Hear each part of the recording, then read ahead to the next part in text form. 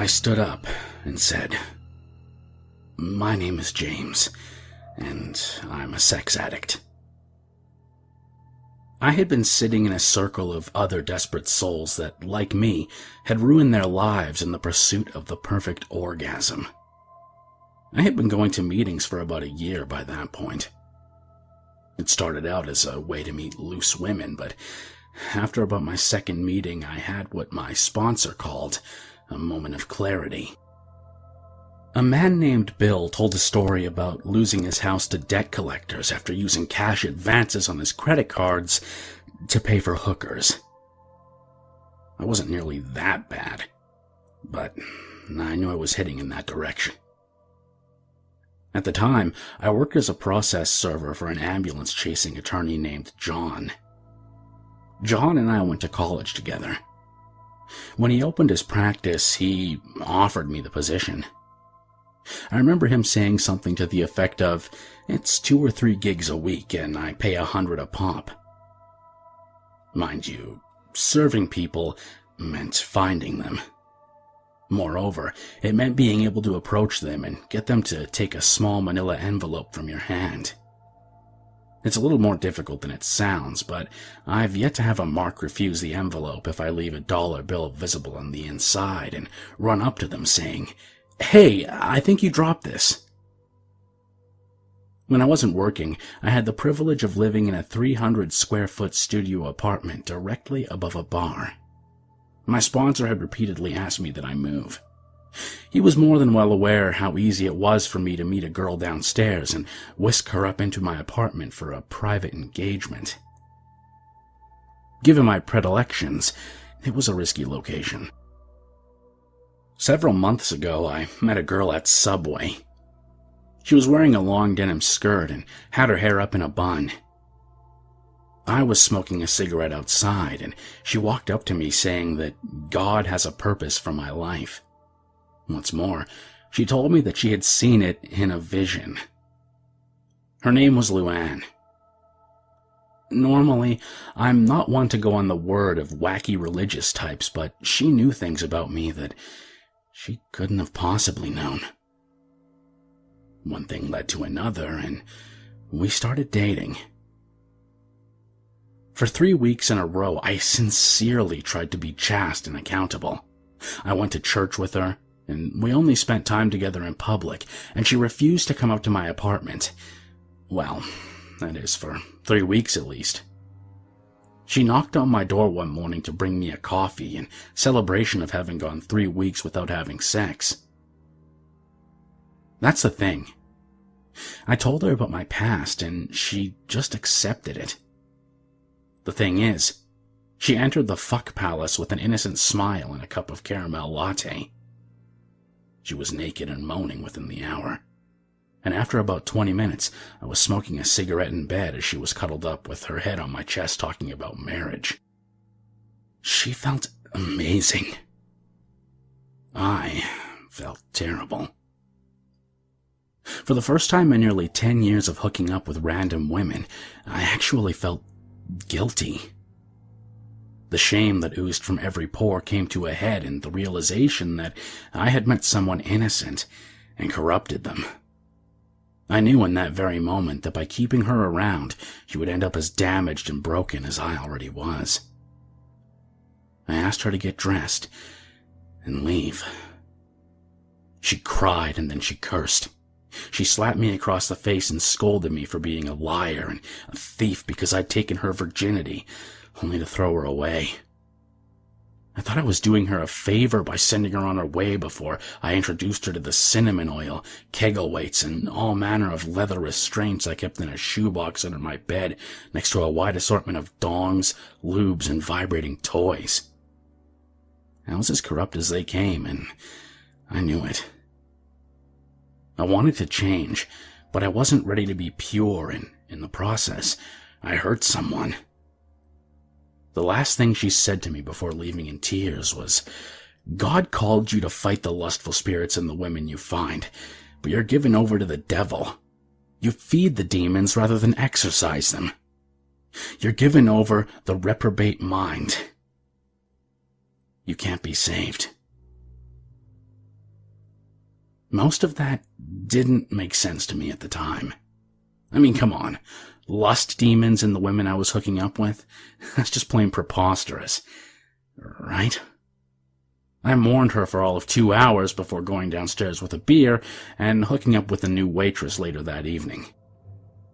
I went through my normal routine of charm and smooth talk, only to find myself between her thighs, thrusting like a jackhammer in a futile attempt to fuck away the frustration caused by my seemingly insurmountable addiction, when I felt a sharp pain in my temple and ended up falling to the floor.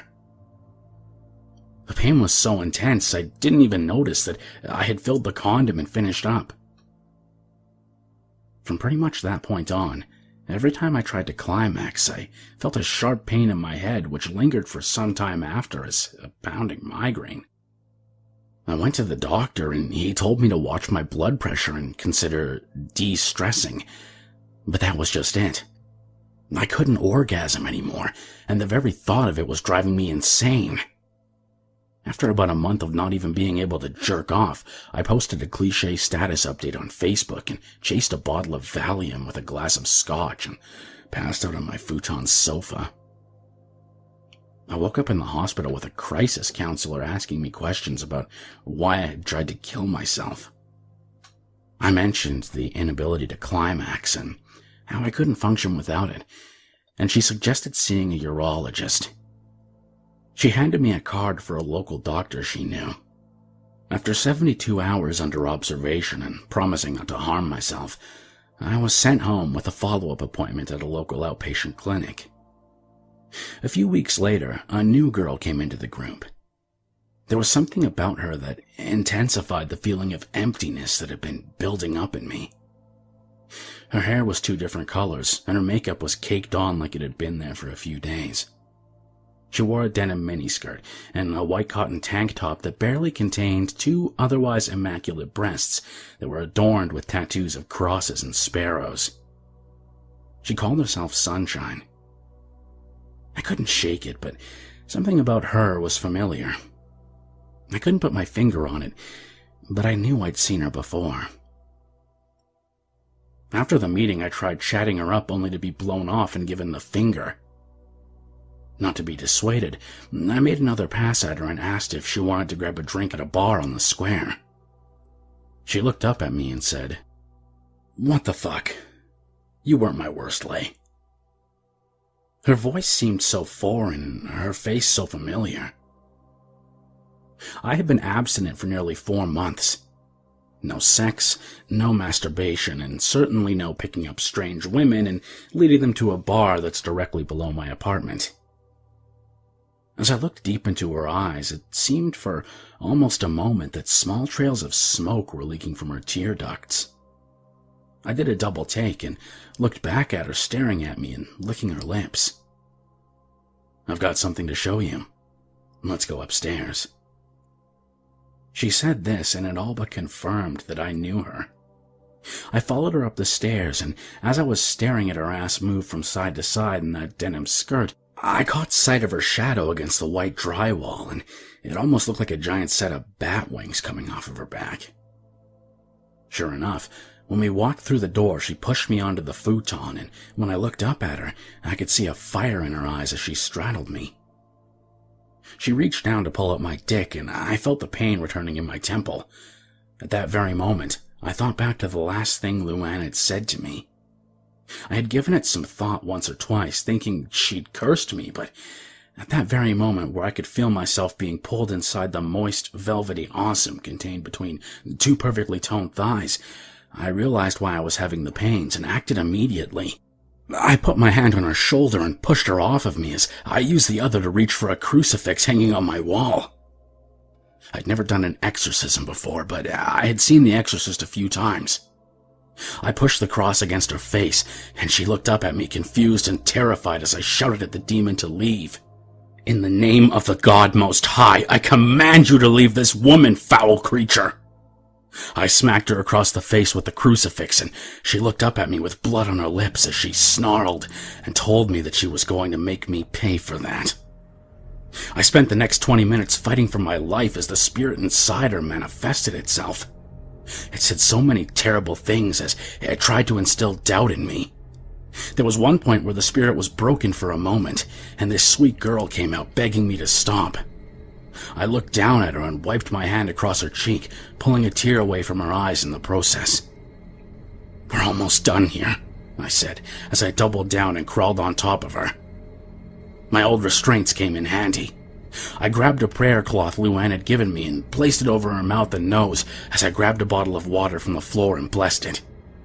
I then poured it over the cloth, and for a brief moment I could see the smoke return from her tear ducts and the fire in her eyes, and I knew the demon was going to emerge at any moment. Fearing for this poor woman's soul and wanting to be rid of the demon, I pushed the cloth into her mouth and I told the demon to choke on it. The demon struggled and fought for a few more moments before a cloud of smoke fell from her and the light from outside my window grew brighter. I looked into the light and saw her being led to the Lord on a walkway of light beams and love. I looked down at the body she'd left behind and pulled my hands across her eyelids. The poor thing had passed with a look of utter terror on her face. I imagined I would look the same way if I had a demon in me. I pulled her ID from her pocket, and it turns out she and I went to high school together. Sunshine was actually a cheerleader named Sunny that I hooked up with on an empty school bus during field day.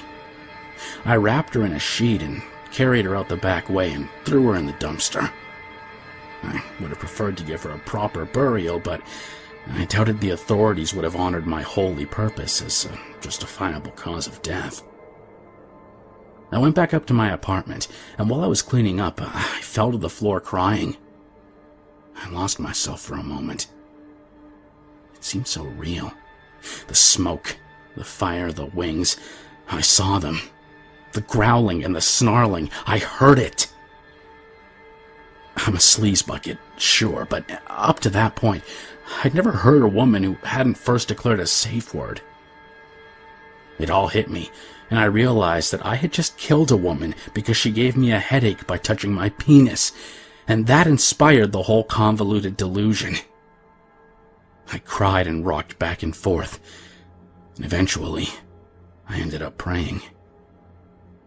Morning eventually came, and with it, the crippling guilt that one should feel after inadvertently murdering a high school friend under the auspices of casual sex. I ended up serving a subpoena to a Catholic priest who was being sued by a family claiming he'd been a little too handsy with their daughter.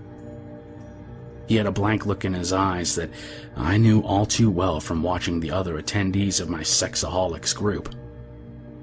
Don't ask me why, but I started crying. This led to a conversation.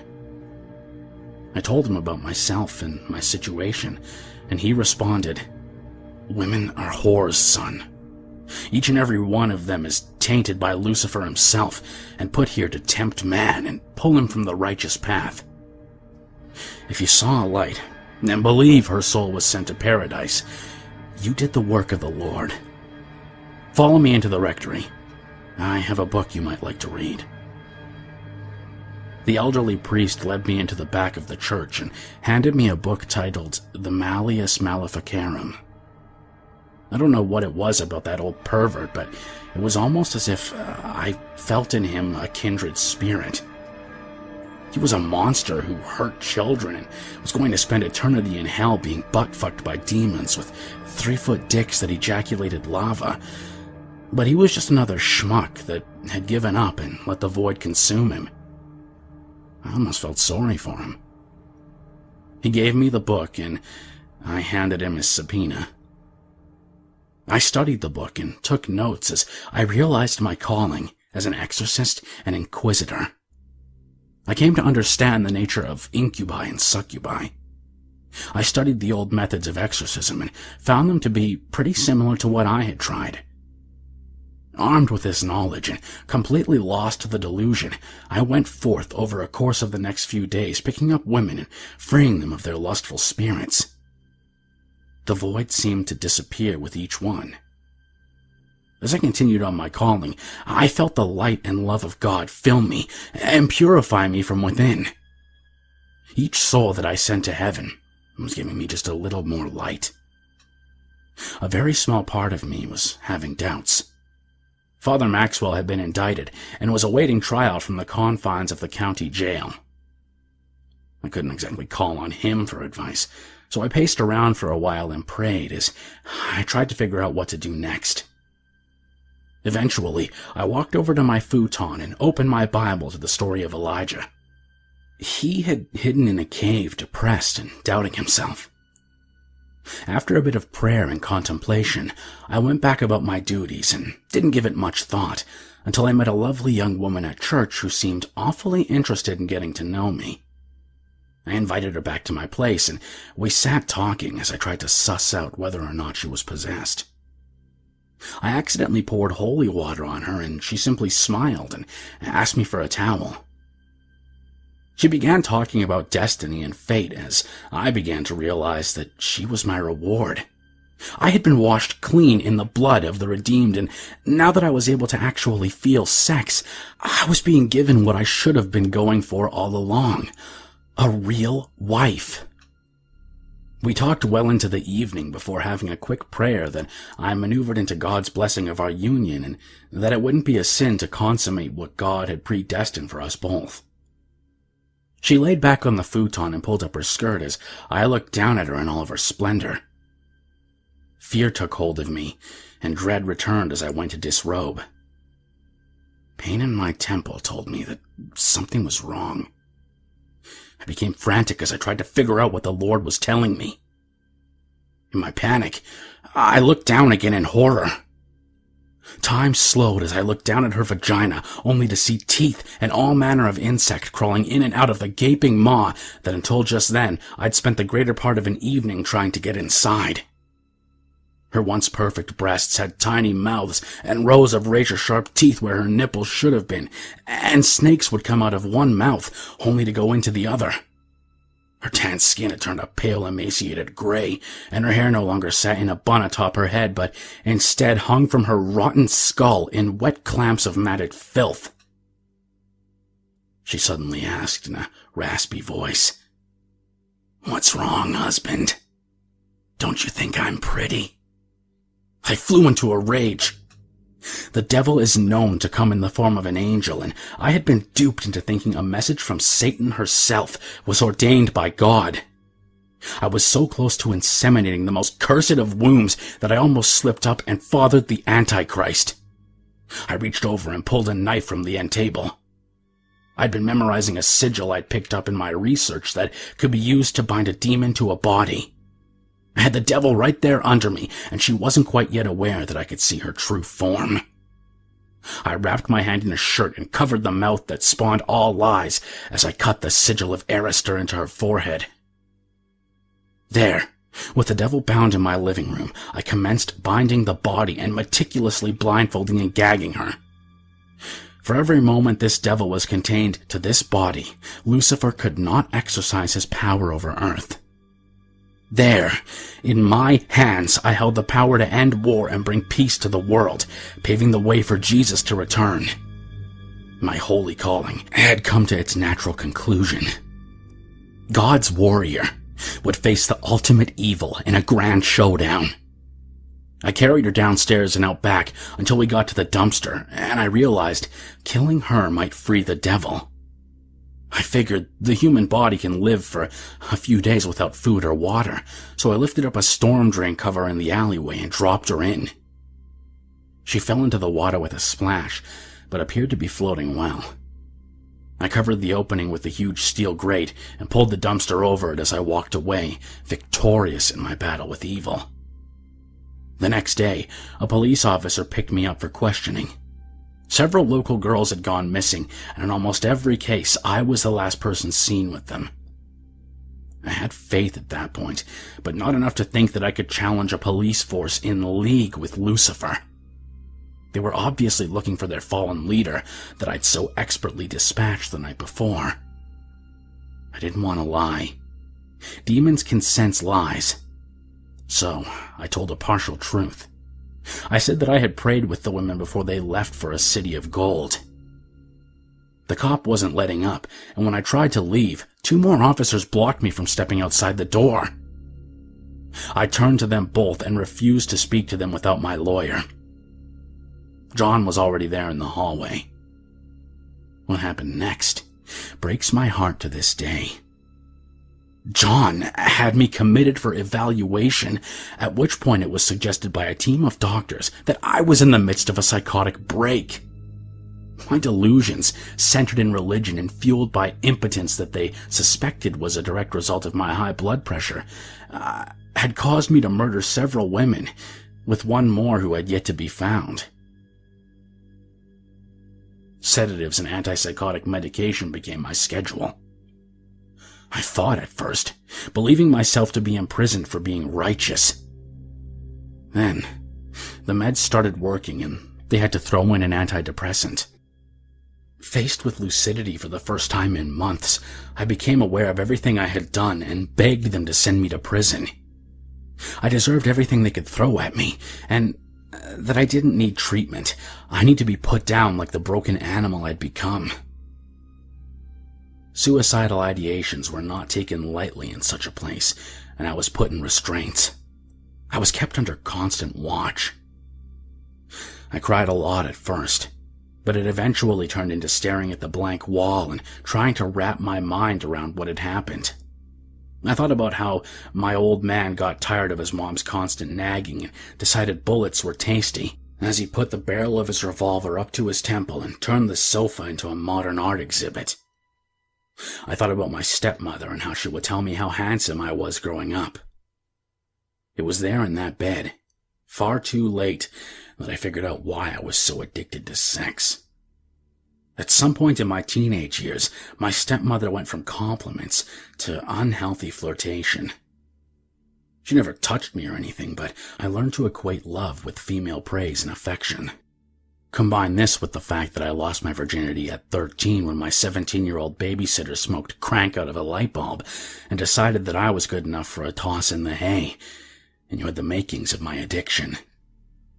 Eventually, I went into therapy and worked with the doctors to the point that I was deemed healthy enough to appear in court. John once told me that less than 1% of NGRI defenses are successful. However, all the evidence and documentation led the judge to rule that I was not guilty by reason of insanity. I spent 6 years in the hospital taking medication and receiving therapy where a combination of cut funding and good behavior led to my early release. John helped me get a studio apartment on the edge of town and hired me as a janitor for his building. Smartphones had become a thing in my time away from society, and I had a nifty little droid that reminded me to take my meds. I ate healthy, slept at night, and took all my medication. Not everyone was thrilled that I'd moved back in town. It wasn't uncommon for the surviving family of one of my victims to punch, spit on, or otherwise assault me. I refused to fight back. 6 years of therapy had tried to teach me that I wasn't responsible for my time lost in psychosis, but I still believed I deserved to be punished. A few months passed, and I was doing well. I'd even gathered together enough confidence to start going into town by myself. I went to Subway and picked up a 6-inch flatbread veggie delight when I turned to the woman next to me and saw Luann. Either she didn't recognize me or she was trying to avoid an awkward conversation because she seemed unaffected by my presence. I thought about apologizing to her, at the very least paying for her meal, when I noticed trails of black smoke coming from her tear ducts and a fire in her eyes that seemed to make them glow. I ran out of the store and all the way home. I called John in a panic. It went straight to voicemail with each call, and I must have left him 10 or 15 urgent messages before giving up and curling up on my bed. I called the crisis hotline the hospital had given me, only to receive a busy signal. And I got the same busy signal when I tried to call the police. Fear and dread consumed me as I sobbed into my pillow at the thought of slipping into another psychotic episode. There, in my dimly lit studio apartment, I sat curled up in bed. The thought of hurting someone else drove me up the wall. After several minutes, I decided to check on the storm drain behind my old apartment. I had never told anyone about that location. A very large part of me wanted to believe that I was crazy, but I was properly medicated and still seeing all the signs. I had to know for sure. There in the back alley, I found the storm drain open. Waterlogged sheets of rope lay sad on the ground next to the dumpster. For a brief moment, I thought I saw the gray-skinned she-devil standing at the entrance of the alley, but when I ran towards her, I ended up darting in front of a police car that hit me at around 35 miles an hour. I woke up in the hospital with a fractured skull and a few broken ribs. I was being held in restraints and kept under observation. I told the orderly everything that had happened the previous day, and a female doctor entered the room holding a clipboard. Black tufts of smoke billowed from her nostrils as she talked about relapse and fugue states. I was being sent back to the mental institution, and I was fine with that. The thing that bothered me was that everyone who cared for me showed all the telltale signs of possession. Since that day, I've suffered these horrid visions with the knowledge that I'm very likely and quite incurably insane. I spend my time writing in my journal and watching cartoons in between group therapy and brief periods online under supervision. I don't want to be released again. Whether I'm conscious of it or not at the time, there's an evil in me that destroys the people I want to love me. As long as I'm in here, the world is safe, right?